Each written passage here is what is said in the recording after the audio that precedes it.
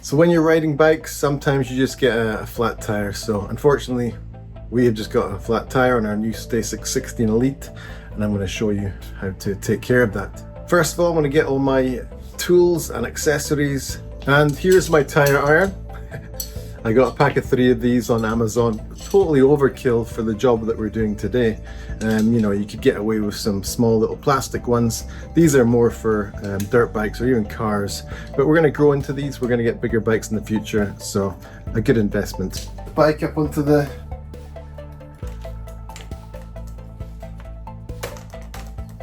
spanner. All right, get this one off first. Nice and easy. And now you notice this one's spinning around.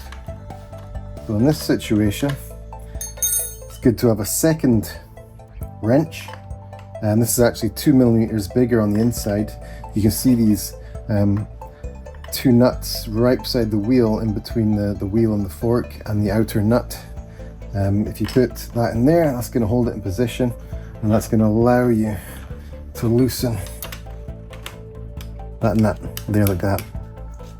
So you don't want to loosen the nuts all the way, because there's a little washer in there, and there's kind of like a little sunken in bit which helps to hold the wheel in place, like a little safety engineering feature. So take the nuts out all the way, allows that washer to be moved out of that kind of engineering groove, for want of a better term, and then it should just be as easy as that. So I like to move the bike up into the bike stand, and you don't need to have a bike stand, but just moving it up here, getting ready for the next phase. I can have a look at the bike, check it over, do some extra maintenance, oiling various parts, whatever it might be. It's just a good position to have it in, just to help. So I mentioned before about having the tire irons. Total overkill for this. But actually, in some cases, you don't even need a tire iron. I mean, some of these tires are quite loose, so you could probably even do it with your hands. But you know, you can get smaller plastic ones. In fact, I've got one here. You can get small plastic ones like that, and actually, they came in this box. So sometimes they come with them. So it's not like something you need to buy. But yeah, getting this off, it's probably going to be very easy because it's quite a loose fit. I just get my fingers in there and then pull it all the way around. You only need to take it off on one side. I'll give you enough room to get your hand in there and pull out the inner tube. And one of the things I like to do then is just go over the inner tube and look for the hole, the rip or the tear, just to see what kind of implement caused the leak in the first place. But I can't actually see anything. So what I'm going to do is I'm going to blow it up. See what we can see. Can't see anything, so I'm going to see if I can hear anything. Okay, I found the culprit in there. And maybe see that. Basically by the valve. For some reason it's been nicked there. Okay, no problem. Well, that's good. It means that it wasn't a nail, bit of glass, or any thorns from the cactus. So probably means that there's nothing in here, but the next thing you want to do is probably go and check in here.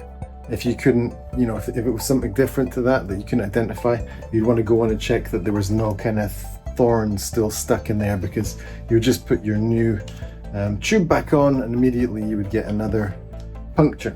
Looks like we're clearing all that, so we can go ahead and get the new tube inserted. Okay, so we're going to put the tube in, but firstly you want to check that you got the right size. It's going to say the size of the tire, 16 by 2.2 by slash 2.4. This tire is 2.4, which you can see there, so making sure that it is the appropriate size. Even sometimes when you buy them from the shop, I bought ones from the shop a few weeks ago, and the package was actually different from what is in there, so it's always worth double checking before you leave the store. Obviously if you're buying on Amazon, you get what you get. So let's stick this in. Okie dokie, so I'm going to start with the valve first. Valve in there, and then I'm just going to stick the cap back on, so that means it's not going to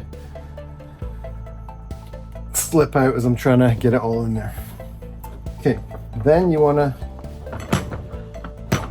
be lifting it up and just pack it nicely inside. You want to make sure that the tire is not folding in any way, because that'll cause you issues. You want to make sure it's going around evenly without any folds. Okay, so that's in there. And again, if it was a difficult fit, you would probably need a tire iron. But in this case, I can do this with my hands. Pull it in. And when you are doing it with your hands, it's important to note that the middle of the wheel is going to be the deepest, so you want to try and get it in the middle. That'll give you enough more room to be able to pull on this side, and it should just pop into place like that. So we're going to pump this up now. Another thing, on the side of the wall of the tire, it's going to tell you what pressure. But as you become more experienced, you're going to learn how to feel it with your hands, so you don't necessarily need a gauge, but also different terrain.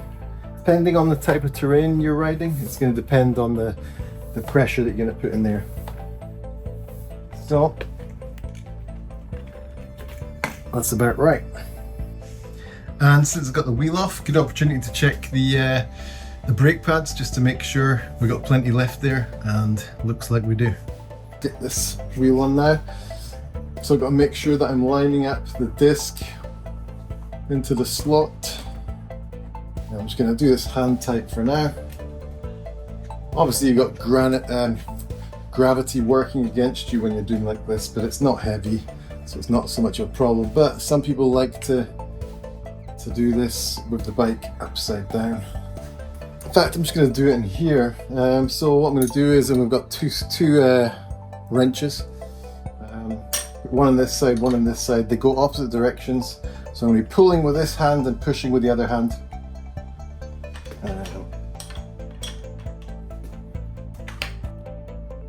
Okay, that's pretty tight, but I'm going to take it off the stand and give it a final tightening. Finish tightening these off down here. It's not going anywhere.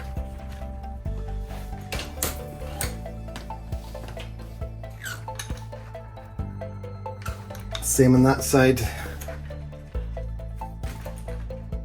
Not going anywhere.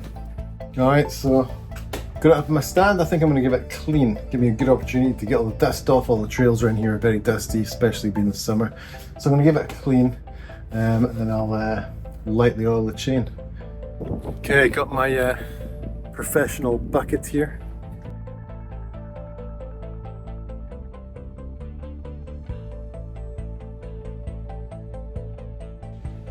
So I just got that cleaned up now. I'm going to leave it in the sun for a little while just to let all the water evaporate. But I also want to clean the chain.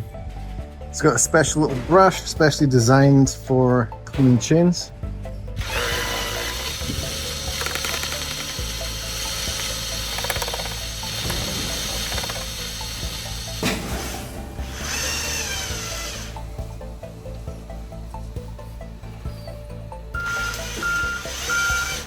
Next, I like to stick a bit of WD-40 on the chain. Lubricates and also cleans. Then I like to remove the WD-40, just not so much the WD-40, but also helps to get any of that debris which has now been loosened from the WD-40. Be careful of your hands, obviously, when you're doing this. Last but not least, the chain lube.